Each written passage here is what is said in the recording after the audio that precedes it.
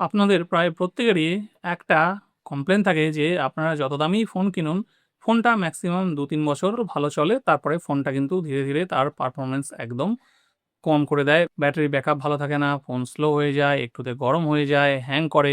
তো আজকে আপনাদেরকে এমন কয়েকটা ট্রিক্স দেখিয়ে দেবো। এগুলো যদি আপনারা প্রত্যেক সপ্তাহে একবার করে আপনাদের ফোনে এপ্লাই করেন, তাহলে আপনাদের ফোন মিনিমাম ১০ বছর ভালোভাবে চালাতে পারবেন।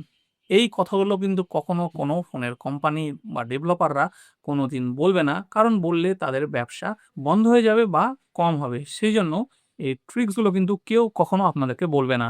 তো এই ট্রিক্সগুলো আজকে আমি আপনাদেরকে জানাচ্ছি। আপনারা এই ট্রিক্সগুলো আপনাদের ফোনে প্রতি সপ্তাহে একবার করে হলেও এপ্লাই করুন আর দেখুন আপনাদের ফোন কেমন ভালো চলে এবং কতদিন ভালো চলে।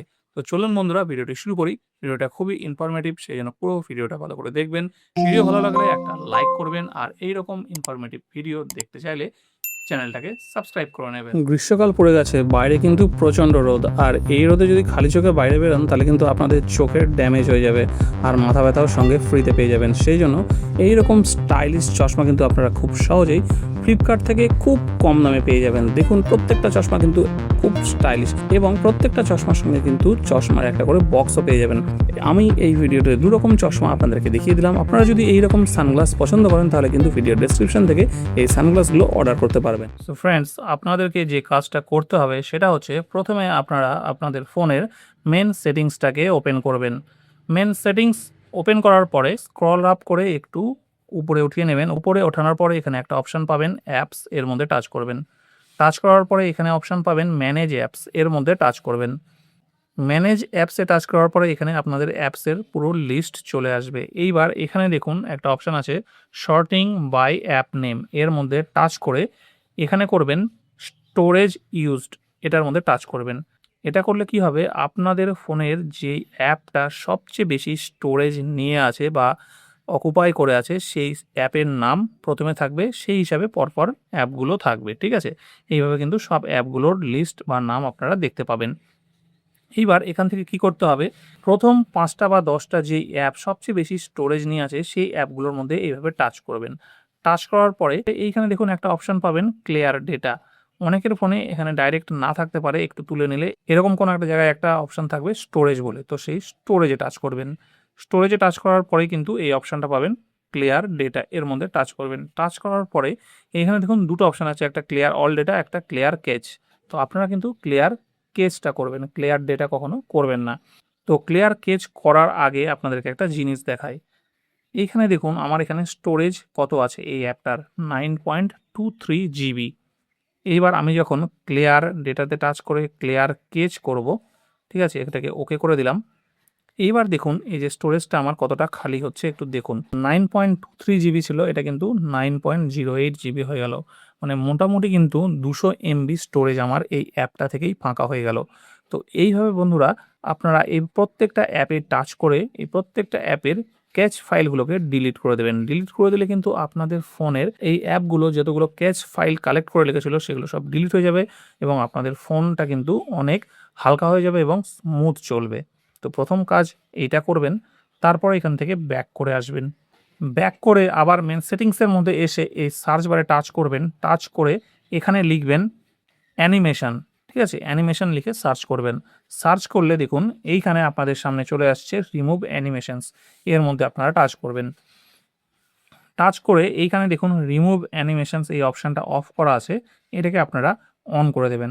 অন করে দিলে কি হবে, আপনাদের ফোনের যে এই অ্যানিমেশনগুলো হয়, প্রত্যেকটা অ্যাপ ওপেন করতে যে অ্যানিমেশন হয়, পেজগুলো স্লাইড করলে যে অ্যানিমেশন হয়, এই অ্যানিমেশন স্কিলটাকে রিমুভ করে দেবে এবং ফোনটা আরও ফাস্ট কাজ করবে। এই দুটো কাজ করবেন। এবং ৩ নম্বর এবং সবচেয়ে ইম্পর্টেন্ট যে কাজ, যেটাকে আমরা কিন্তু কেউ গুরুত্বই দিই না, কিন্তু এটা কিন্তু খুবই ইম্পর্টেন্ট কাজ। সেটা কি, সেটা হচ্ছে আমাদের ফোনটাকে উইকলি একবার করে রিস্টার্ট করা। খুব ভালো হয় যদি উইকলি ২ বার করা যায়। তো কেন রিস্টার্ট করতে হবে, ধরুন আমাদের প্রত্যেকেরই যেমন ঘুমের প্রয়োজন, ঘুম থেকে ওঠার পরে আমাদের যেমন ফ্রেশ মনে হয় বা আগের দিনের যা ক্লান্তি ছিল, যা কিছু অসুবিধা ছিল অনেকটাই কেটে যায়। ফোনটা কিন্তু রিস্টার্ট করলেও ফোনের কিন্তু সেরকম অনেক প্রবলেম সলভ হয়ে যায়। যেমন ফোনে যদি কোনো মেলওয়্যার থেকে থাকে তাহলে রিস্টার্ট করলে কিন্তু মেলওয়্যার আর তারপরে কোনো কাজ করতে পারে না। এবং আপনারা এটা লক্ষ্য করবেন যে ফোনের 90% সমস্যা কিন্তু রিস্টার্ট করার পরে কিন্তু অটোমেটিক ঠিক হয়ে যায়।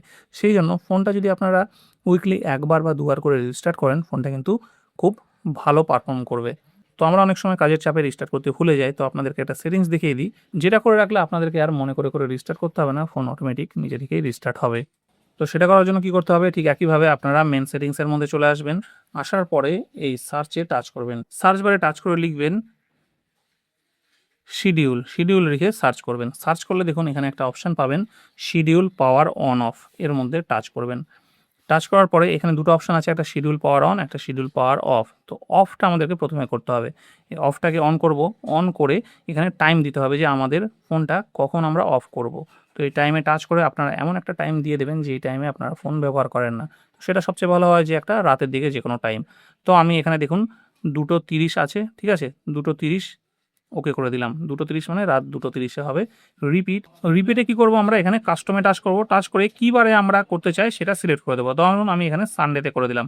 ঠিক আছে? আপনারা চাইলে আরও যেকোনো একটা দিন করতে পারেন। সানডে আর একটা ওয়েডনেসডে করে দিলাম। ঠিক আছে? এই দুটো দিন কিন্তু রাত 2:30 টার সময় অটোমেটিক ফোনটা অফ হবে। ঠিক আছে? আমরা অফের টাইমটা সেট করে দিলাম। এবার কি করব, এখান থেকে অন, কারণ অফ হওয়ার পরে তো অনও হতে হবে। সেইজন্য এটাকে অনে টাচ করলাম। টাচ করার পরে এই টাইমটা যেহেতু 2:30 অফ করছি, এখানে অন হওয়ার টাইমটা 5 মিনিট পরে 2:35 করলাম। ওকে করে দিলাম। রিপিট এখানেও টাচ করব, করে কাস্টমসে গিয়ে এখান থেকে যেহেতু সানডে আর ওয়েডনেসডে দিয়েছিলাম, সেই সানডে আর ওয়েডনেসডেটাই রেখে দেবো, বাকিগুলোকে উঠিয়ে দেবো, দিয়ে ওকে করে দেবো। তারপরে এখানে টিক চিহ্নটা প্রেস করে দেবো। ব্যাস, আমাদের কিন্তু কাজ কমপ্লিট। এইবার কিন্তু বুধবার আর রবিবার রাত 2:30 টার সময় অটোমেটিক আমাদের ফোনটা অফ হবে এবং 2:35 সময় অটোমেটিক ফোনটা অন হয়ে যাবে। সো ফ্রেন্ডস, এই 3টে কাজ যদি আপনারা আপনাদের ফোনে করে রাখেন, তাহলে কিন্তু আপনাদের ফোনটা অনেক দিন ভালো পারফর্ম করবে এবং আপনাদের ফোন তাড়াতাড়ি খারাপ হবে না, হ্যাং হবে না এবং স্লো হয়ে যাবে না।